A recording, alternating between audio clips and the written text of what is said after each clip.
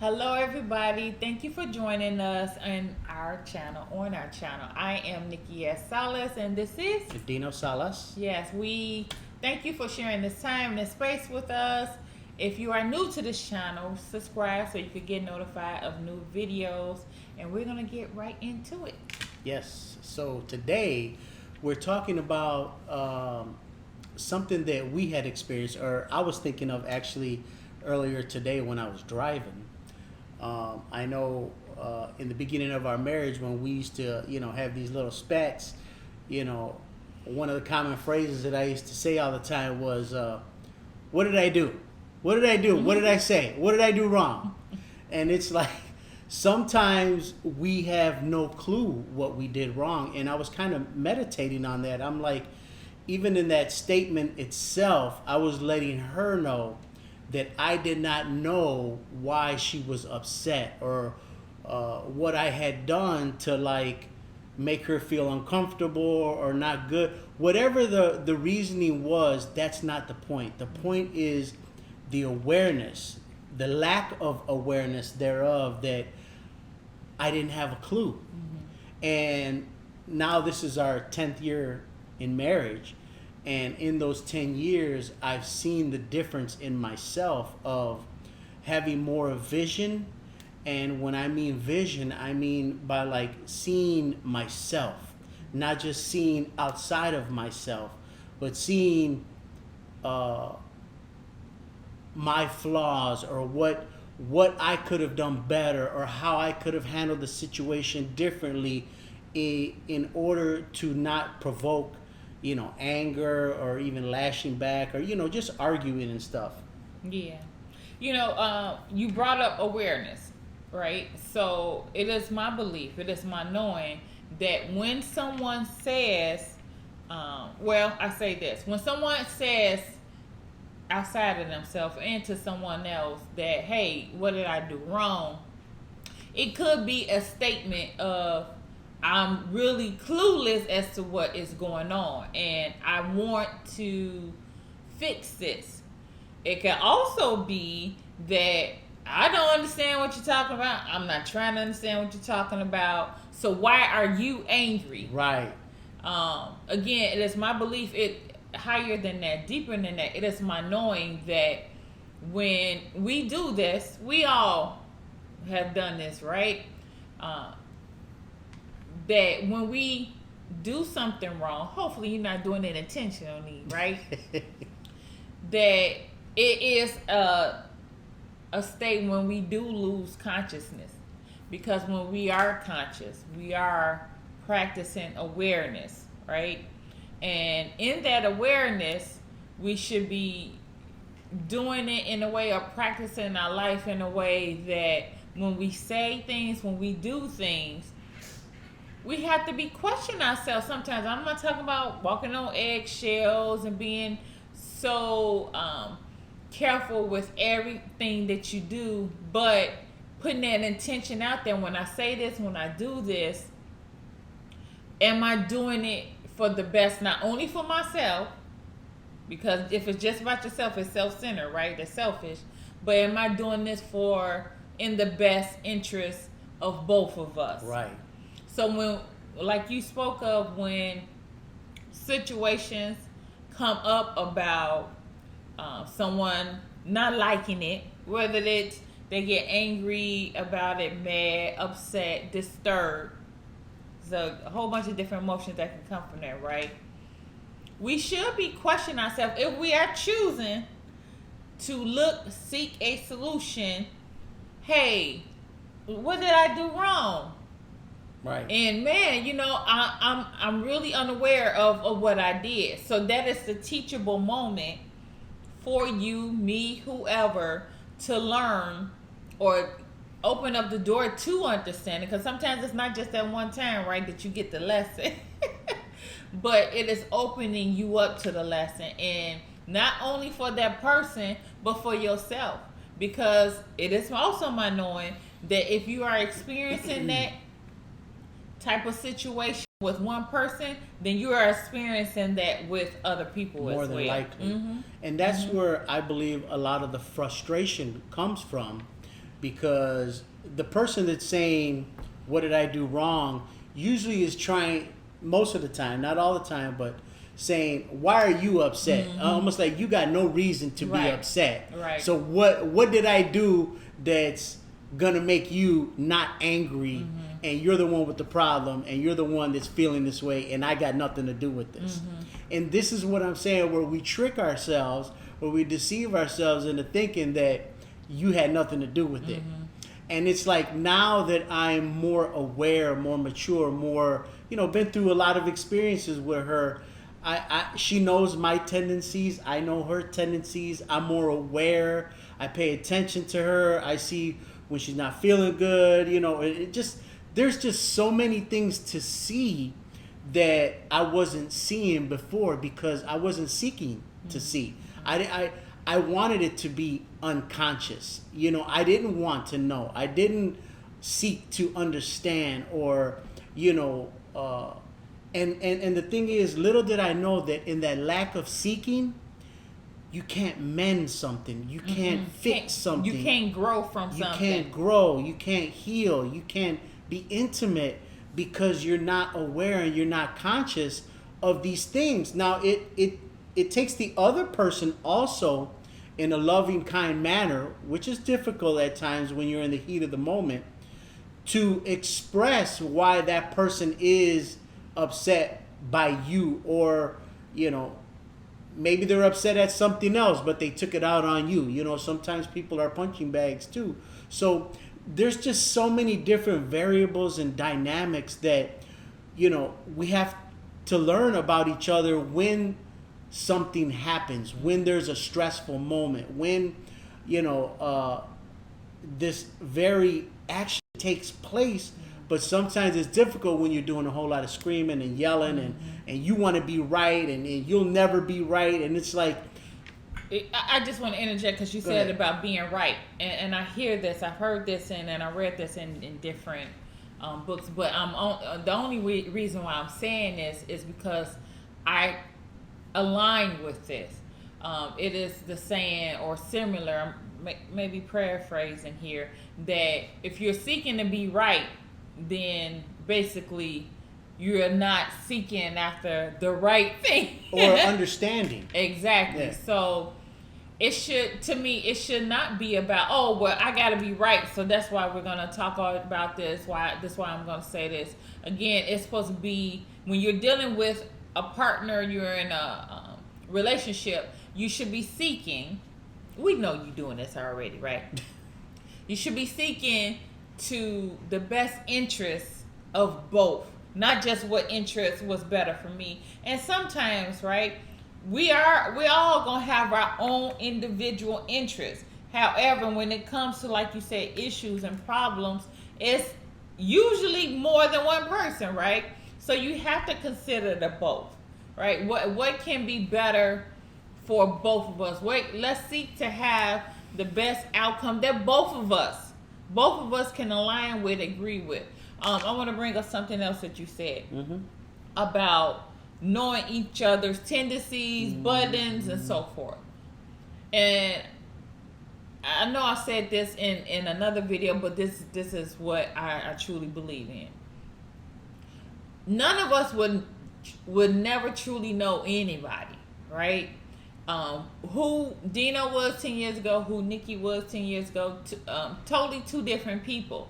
So I believe that often we get this fixation in our head, well, this is what you were 10 years ago. Heck, this is what you were, who you were a year ago.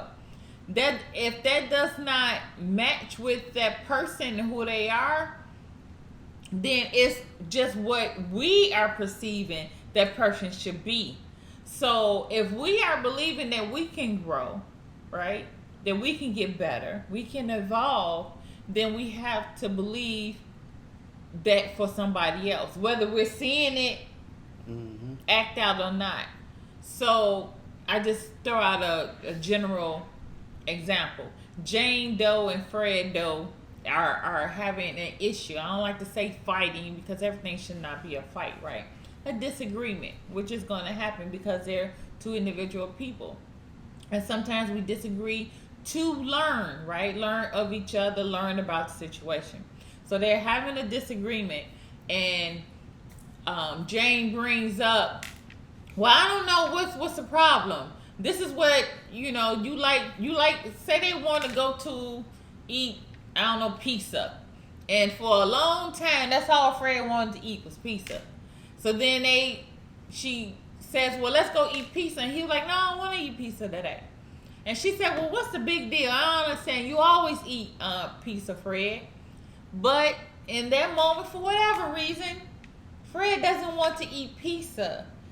But Jane has built up a perception, and I get it. There has been a long history of Fred eating nothing but pizza, or majority of his meals have been pizza.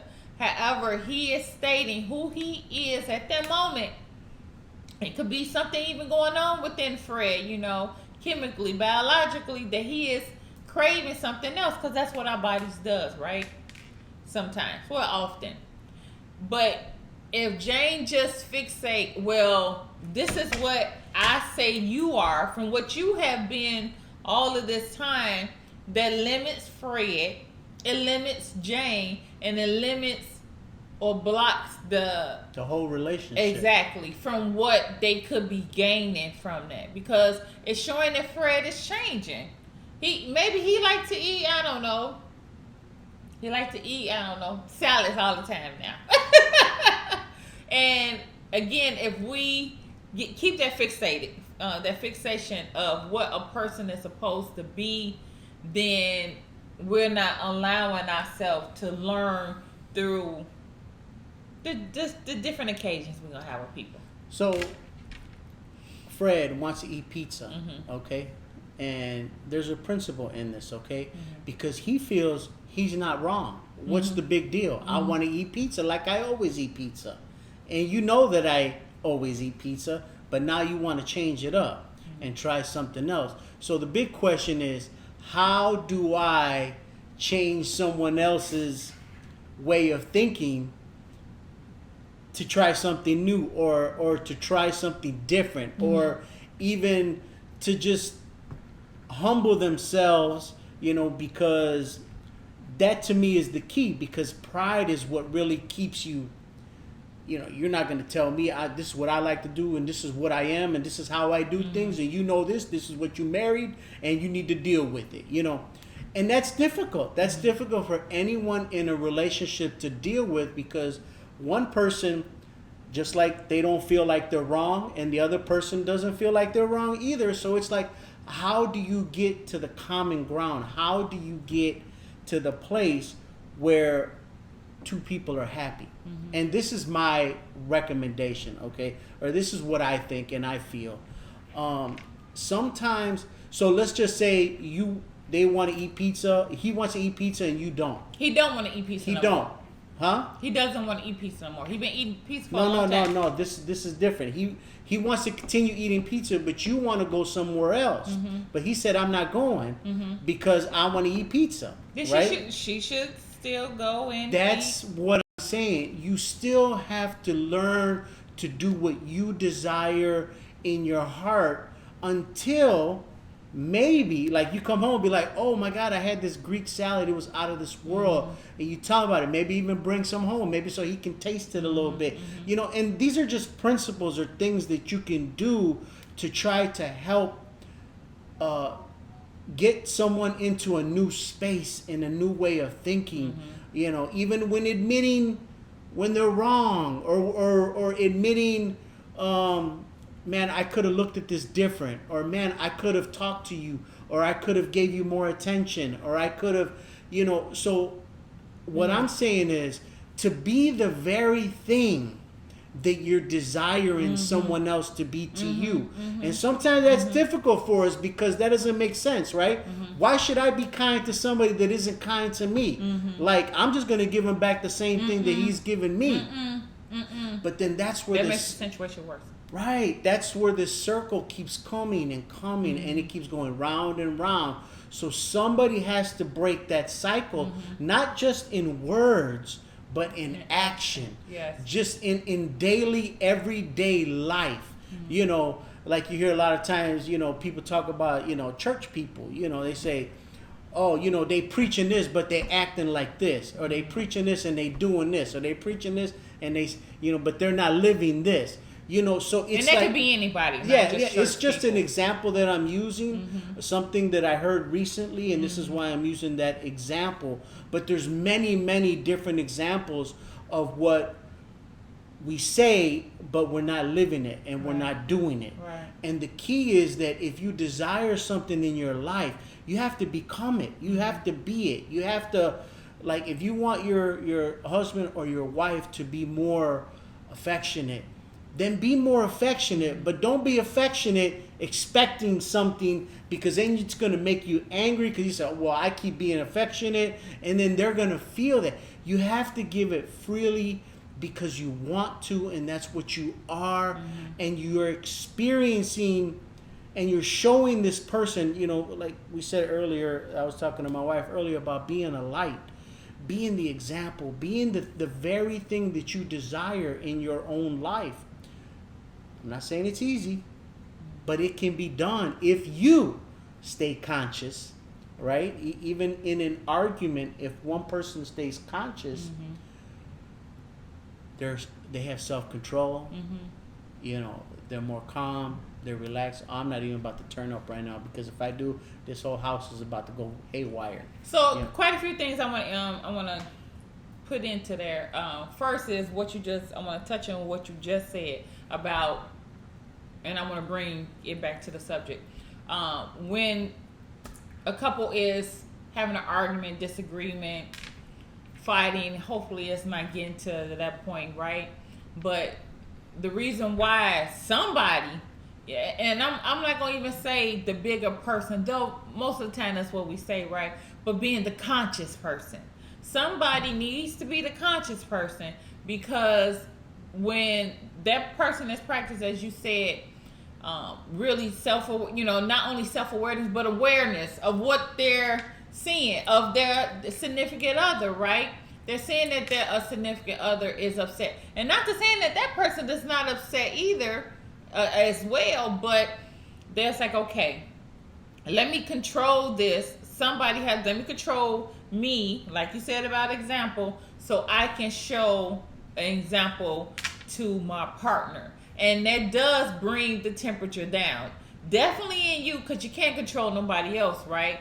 But two people on fire just blows the whole thing up. Somebody has to, it's a thermostat right here. Somebody has to be able to drop that temperature down.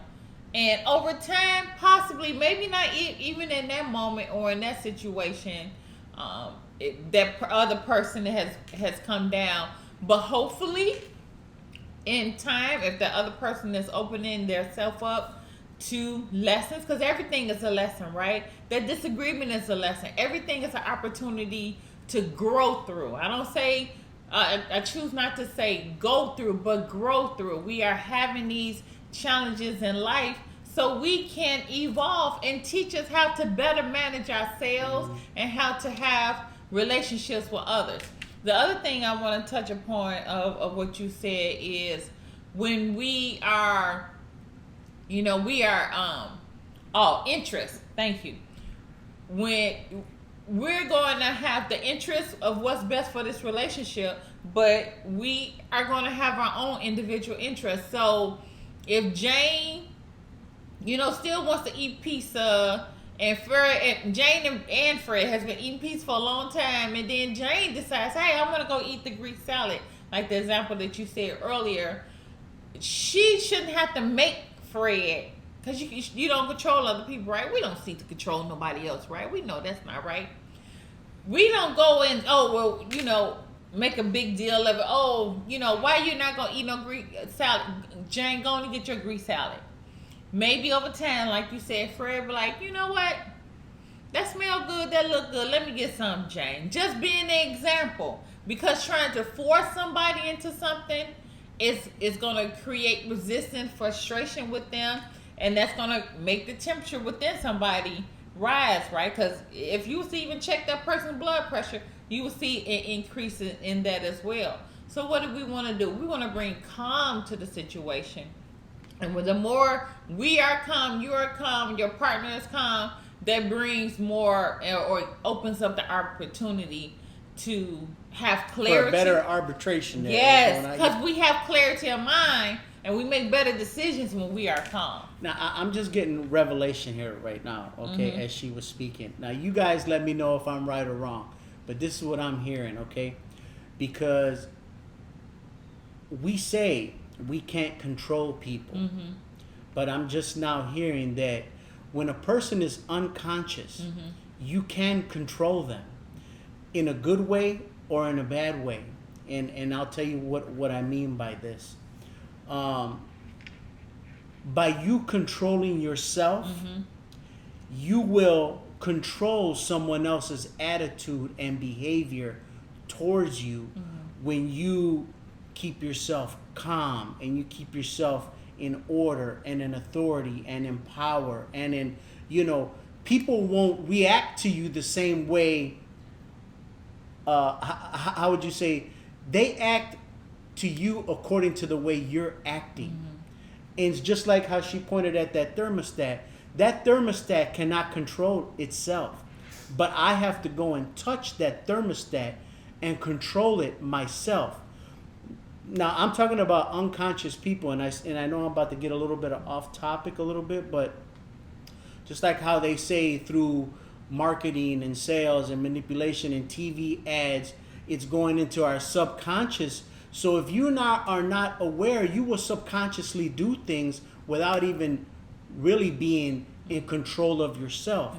So the key is to govern yourself, have that spirit within you, and being conscious and aware not to talk back when someone wants you to talk back.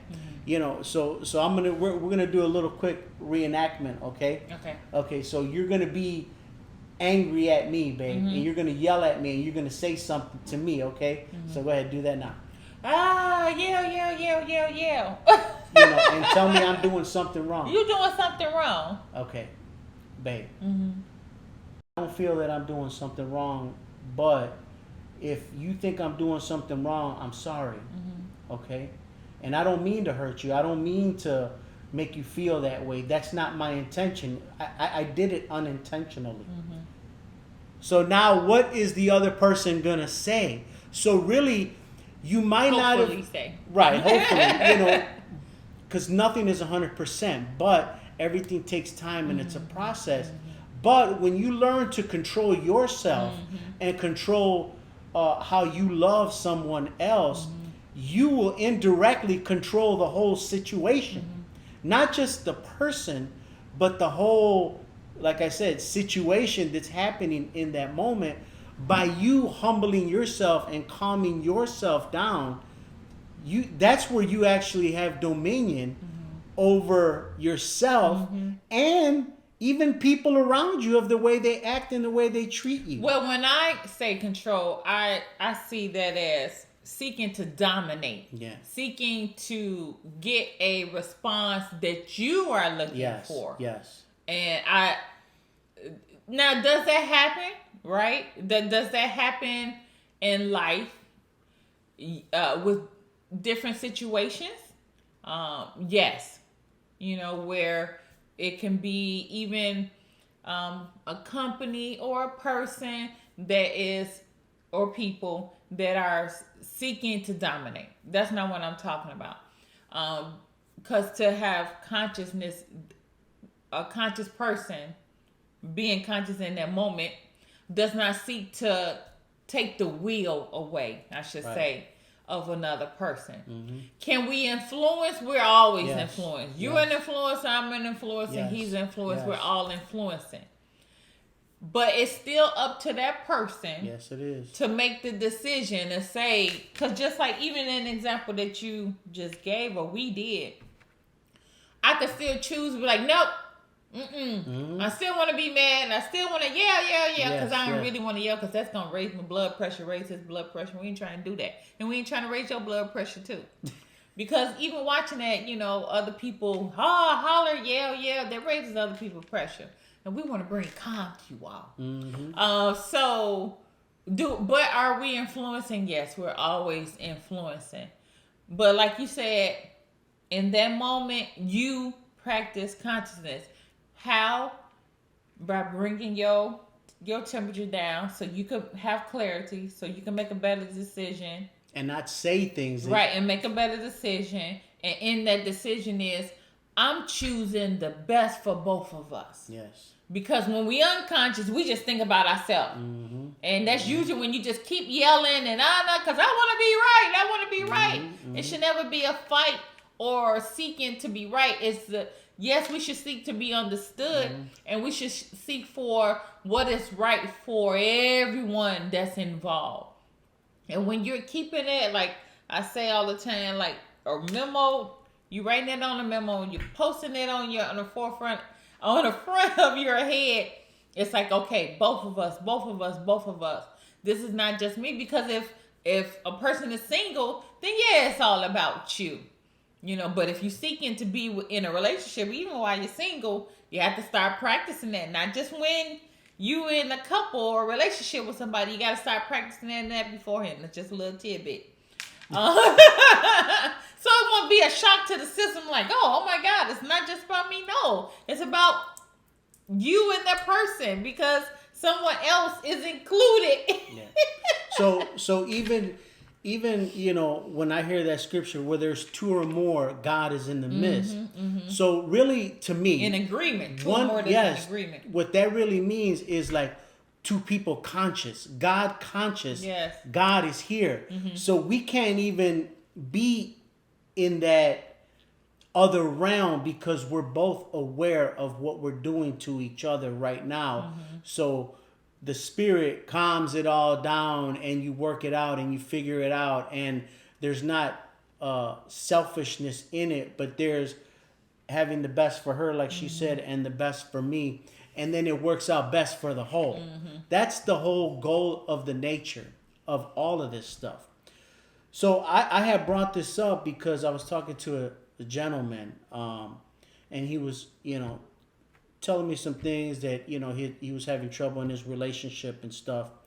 And just from the things that I was hearing him say, he had the lack of consciousness in his marriage because all his focus was going on to his work and the money and the job, and which is fine.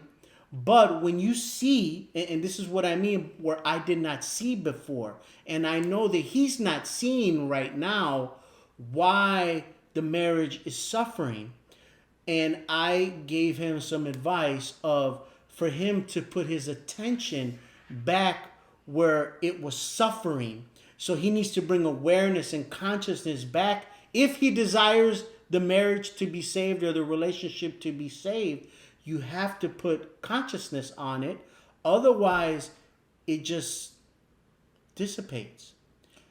Yeah, put attention on it, while he's being conscious. I believe that that suffering spills into other areas of the life. So if you are not having awareness of your relationship with your partner, then the suffering may come, yes, from that relationship, but it's going to also spill into the other relationships, whether it be business, relationships, situations with other people. Yes, that is so true. Because in a household, when a man and a woman are upset at each other, or they're not talking, or it just isn't, in unison, it isn't in harmony. You take that with you wherever you go outside of the home, and people feel it, they sense it, you talk about it, it comes out, So it's best to go back and mend everything you got at home so that you can get the best productivity, and I'm not saying arguing is wrong and all, because it's a part of suffering, and suffering is what brings awareness. The pain is what brings an awakening to where, like, oh, something, this is not right. Like, I need to change something. I need to stop something. I need to change the way I'm thinking. Like, I need to put attention on something. So it's not always a bad thing. It's that when we keep replaying it over and over, and the pain and the pain and the suffering and the pain, and there's no fixing it, there's no solution, then of course it's going to get overwhelming, and it's going to be hard to bear, when really it could have been fixed. It just needed some little TLC, a little attention, and some humbleness, and it could have taken care of itself with honesty. But sometimes we don't see it. So how can we fix something that we don't see? And that's why I believe within ourselves we should always, like Nikki said, be seeking for better, seeking for more, seeking, to tap into things that we have no idea yet are existing, because that's a part of the whole growth in life and expanding. Well, I also believe too that when we are in a relationship, as far as being in a couple with someone, it's you learning more of, you're learning of that person, but you're definitely learning more of yourself. Babe, go on ahead. That is on the money right there. You're learning how, just, and I'm thinking, as you talk about this example of someone, of that conversation, that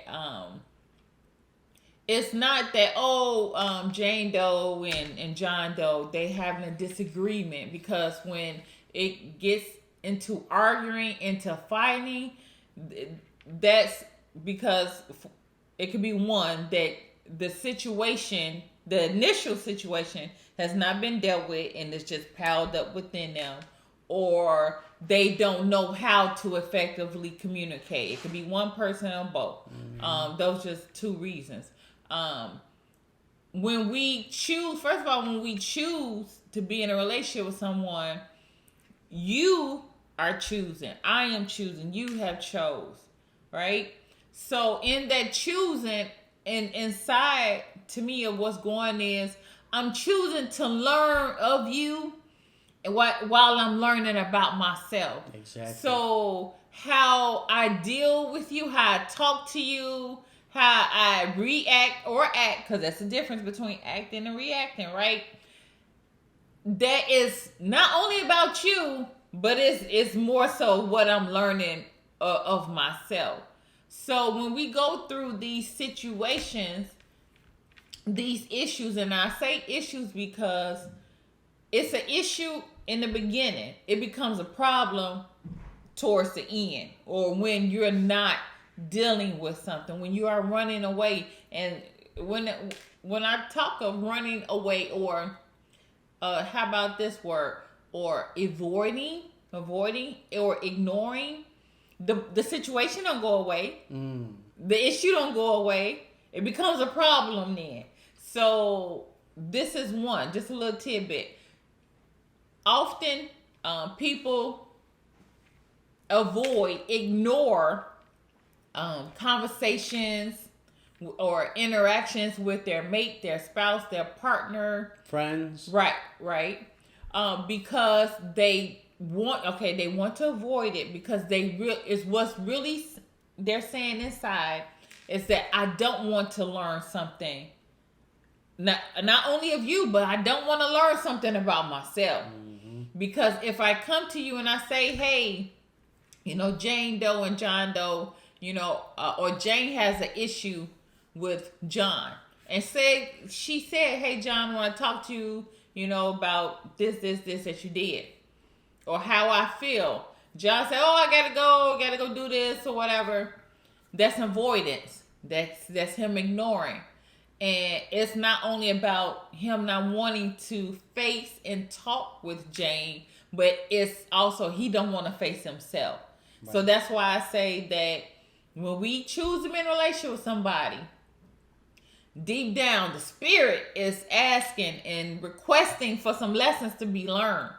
So the more John runs away, ignores, or avoid those conversations, the more he is blocking those teachings, those lessons from happening, and he's stunting his growth. Yeah, that's true. He's actually stunting both people's growth. And that's just the honest truth. And then it gets to the point where, because sometimes we make decisions based on what someone else is saying and doing, and then we don't do the things that we desire to do, because this person says I don't want to do that, and then you stay stuck also. So it's like, and this is part of the conversation that I had with that gentleman the other day. I heard that he was really upset at himself because he wasn't doing the things that he wanted to do. He was doing the things to make other people happy.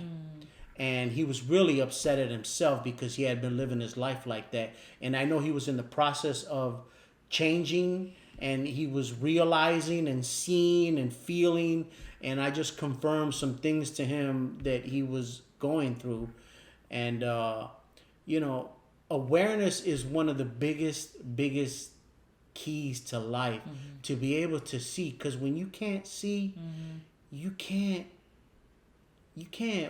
go where you need to go. You can't choose where you need to choose because you're blind, or you don't hear, or you don't feel. And these spiritual senses are a big part of our life, whether you realize it or not. It's there. Those things are there. So learning to come in tune with them, learning to acknowledge them is going to help you in a mighty big way in your relationship, business, everyday life, period. Family, children, all that stuff. When you can tap into your inner ear, your inner sight, and your inner feeling, they're important and a big key to life. So again, as we started off in the beginning, when a person that is dealing with their partner and they are questioning, they having a disagreement, and the person says, well, what did I do wrong? If you ever say that, in your own time, ask yourself, what can I do to make things right? And I believe both, that should again be like the memo on the front of your mind or on your forehead that I should be seeking, we should be seeking. What can we do? Just ask it. Just put that out there into the air, into the universe, to God, into the God within you. What can I do to make this right? Now, for me to be right, but what can I do to make this right? And that's one of the questions I should have asked myself back then, in the beginning of our marriage. Not what did I do wrong, but like you said, what can I do to make it right? That's huge. It changes the whole dynamic of everything when you say it that way. I'm a believer in flipping instead of just pushing the negative. You can transfer into the positive, just like the law of conservation of energy. The energy cannot be created or destroyed. It's changed. So instead of pushing it, the negative narrative, you can choose. We can choose. Anyone can choose to put that narrative into a positive way. Promote it into a positive way by seeking a solution. All right, we thank you for joining us and being with us and spending time with us. And hope we have encouraged you and enlightened you in your relationships. And we look forward to seeing you